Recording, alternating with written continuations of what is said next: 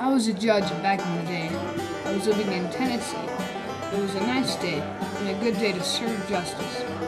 An outlaw named Russell Bean was just outside of the courthouse and had scared off the sheriff. I was convinced that I could tame him.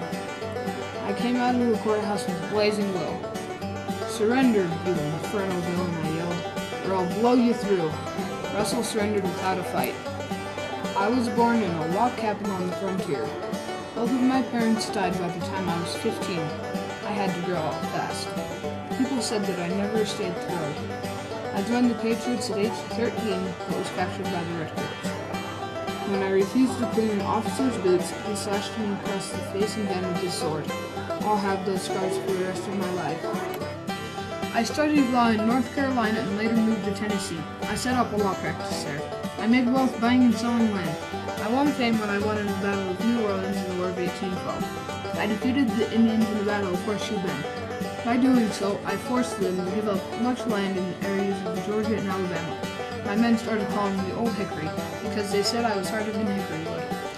I ran for president in the election of 1828. I won the election. I fired many government employees and awarded my supporters with those jobs. One of my supporters put it this way: "To the victor belong the spoils." After that, many started calling this the spoil system. It was said that Martin Van Buren was my only qualified cabinet member.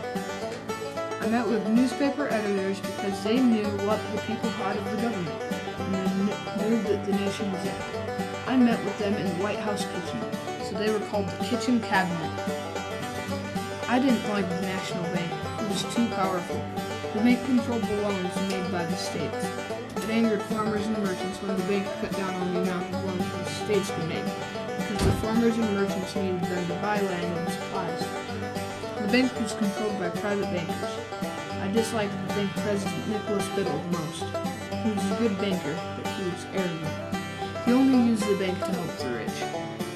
When the bank applied for a new charter, I was sick in bed, and very furious too. The bank is trying to kill me, I fumed, but I will kill it. I vetoed the charter and declared the bank unconstitutional. Mr. Biddle compared my veto message to the fury of a chained panther fighting the bars of his cage. The bank sent Henry Clay to run against me in the election of 1832 in a desperate attempt to save the bank. I won a stunning victory. I ordered Roger Taney, my Secretary of the Treasury, to stop putting government money into the bank. The bank closed in 1836 and contributed to an economic crisis.